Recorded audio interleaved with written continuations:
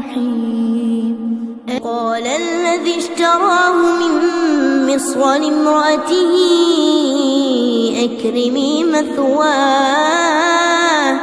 أكرمي مثواه عسى أن ينفعنا أو نتخذه ولدا وكذلك مكنا ليوسف في الأرض ولنعلمه من تأويل الأحاديث والله غالب على أمره ولكن أكثر الناس لا يعلمون.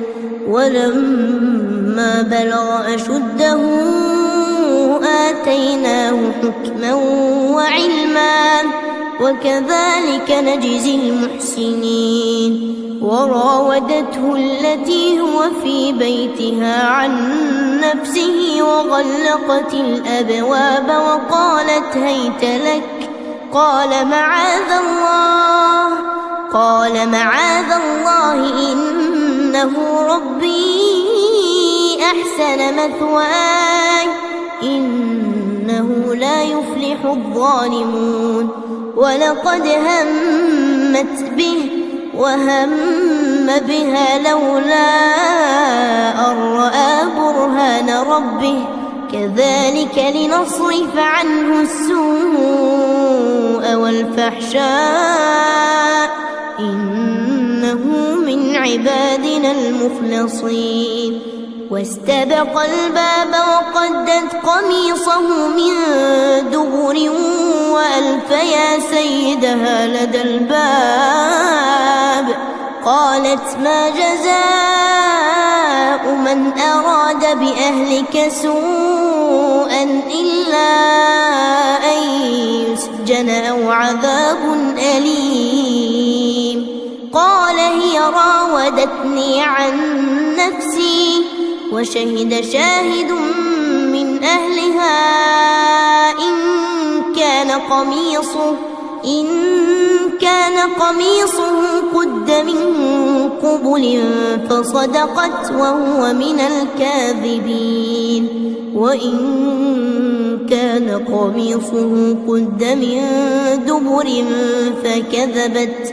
فكذبت وهو من الصادقين.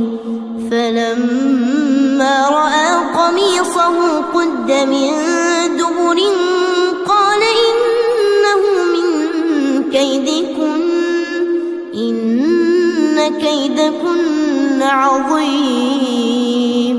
يوسف أعرض عن هذا واستغفري لذنبك إنك كنت من الخاطئين. وقال نسوة في المدينة امرأة العزيز تراود فتاها عن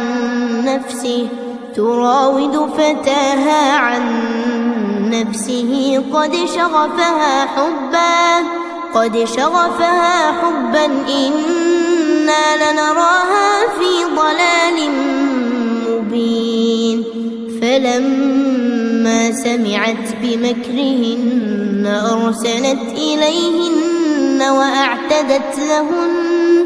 وأعتدت لهن متكئا وآتت كل واحدة منهن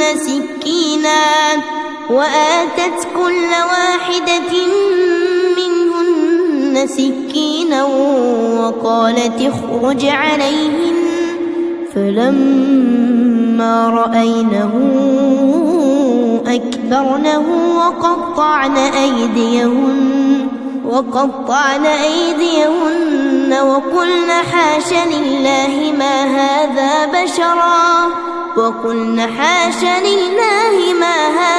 بشرا إن هذا إلا ملك كريم. قالت فذلكن الذي لمتنني فيه ولقد راودته عن نفسه فاستعصم ولئن لم يفعل ما آمره ليسجنن وليكونا من الصاغرين.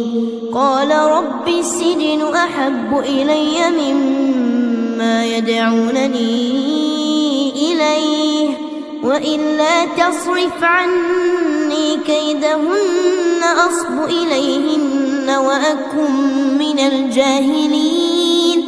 فاستجاب له ربه فصرف عنه كيدهن إنه هو السميع العليم. ثم بدا لهم من بعد ما رأوا الآيات ليسجننه حتى حين.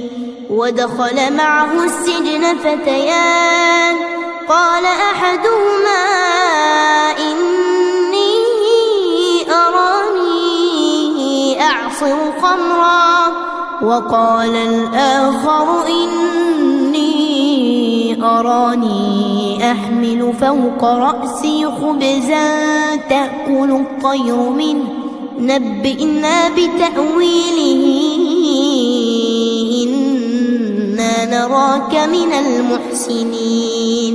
قال لا يأتيكما طعام ترزقانه إلا نبأتكما بتأويله قبل أن يأتيكما ذلكما مما علمني ربي إني تركت ملة قوم لا يؤمنون بالله وهم بالآخرة هم كافرون. واتبعت ملة آبائي إبراهيم وإسحاق ويعقوب ما كان لنا أن نشرك بالله من شيء ذلك من فضل الله علينا وعلى الناس ولكن أكثر الناس لا يشكرون. يا صاحبي السجن أأرباب متفرقون خير أم الله الواحد القهار.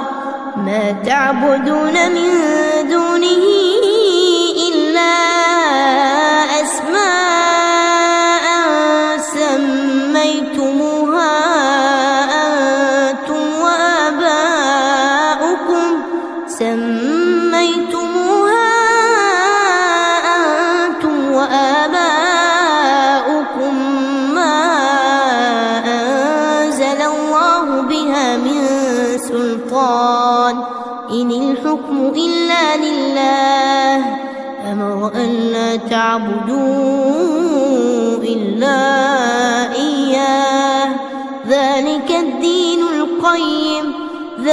الدين القيم ولكن أكثر الناس لا يعلمون.